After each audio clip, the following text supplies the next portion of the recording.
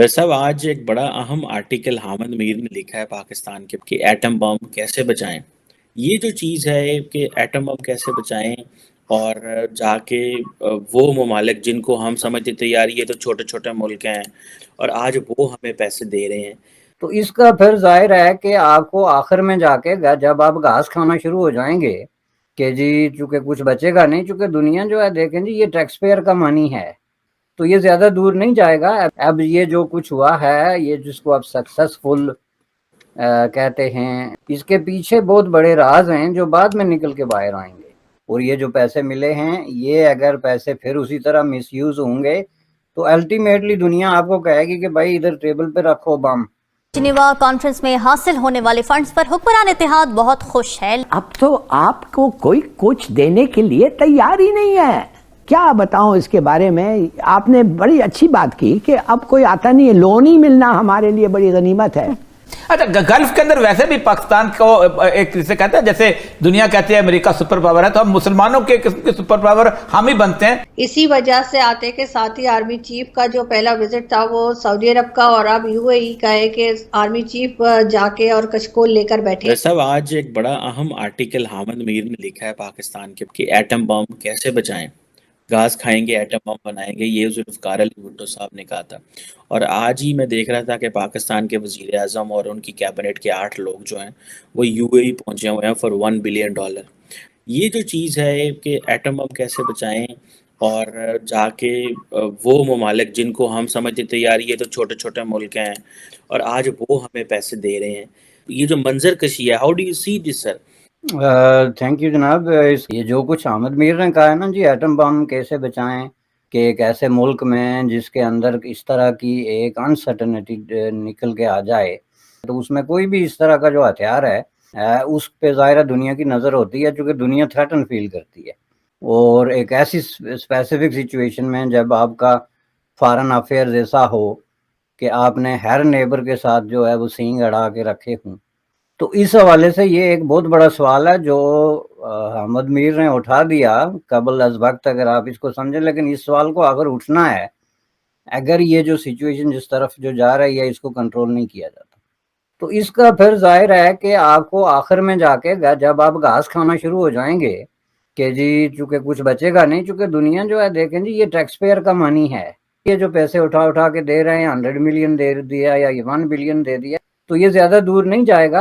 अब ये जो कुछ हुआ है, ये जिसको आप सक्सेसफुल कहते हैं, इसके पीछे बहुत बड़े राज हैं जो बाद में निकल के बाहर आएंगे। ये इमदाद में से कोई इमदाद भी बगैर स्ट्रिंग के नहीं होती, तो इसके वो जो है आपने कंप्रोमाइज़ किए हुए हैं सिंपली, जो एक बहुत बड़ी इंटरनेशनल पॉलिटिक्स है जिससे आप ऑलरेडी बाहर आ गए हैं। तो इसलिए ये जो रीपोजिशनिंग है, इनकी बारगेनिंग हुई है इंटरनेशनल, और ये जो पैसे मिले हैं, ये अगर पैसे फिर उसी तरह मिसयूज होंगे तो अल्टीमेटली दुनिया आपको कहेगी कि भाई इधर टेबल पे रखो बम, क्योंकि आप लोगों के क्राइसिस इतने गहरे हो गए हैं कि ये बम आप नहीं जो है वो इसकी हिफाजत कर सकते।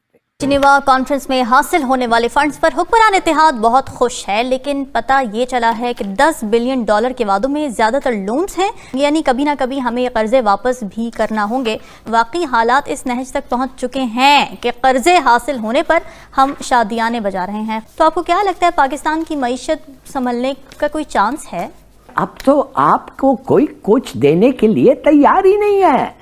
क्या बताऊं इसके बारे में। आपने बड़ी अच्छी बात की कि अब कोई आता नहीं है, लोन ही मिलना हमारे लिए बड़ी गनीमत है। हाँ, मगर I am sorry, I don't, ये कोई ऐसी बात नहीं है टू सेलिब्रेट। बिल्कुल सही है। और ये साहब, आपको क्या लगता है हम इतने खुश क्यों हो रहे हैं? इमदाद तो नहीं, ये कर्जे हैं। देखिए, पहली दफा मैं देख रहा हूँ कि इस मुल्क में सैलाब ना आते तो आपकी क्या इकोनॉमिक प्लानिंग थी? जीरो। आप क्या बहाना करते? हम भूखे भिखारी हो गए हुए हैं। आपकी कोई इकोनॉमिक प्लानिंग ही नहीं है। चलो आप वहां चले गए, अब होगा क्या? लोन किसने वापस करना है? मैंने। आपने वो प्रोजेक्ट बनते नहीं देखे, हमने वो प्रोजेक्ट बनते देखे। उसमें होगा जी 25% आपका कंपोनेंट होगा, 75% उनका कंपोनेंट होगा। 75% वो कहेंगे जी हमारा जो है ना 25 लोग जो एक्सपर्ट्स वहां से आएंगे।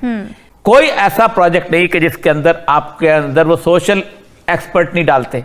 आपकी 50% पैसा जो है वो डॉलर की शेप में वापस चला जाएगा। जो 25 से 30% जो लगेगा वो यहाँ पर ग्राउंड पे लगेगा। पैसा वैसा आपको कुछ नहीं मिलना। जी आरजू साहिबा, बहुत बहुत शुक्रिया।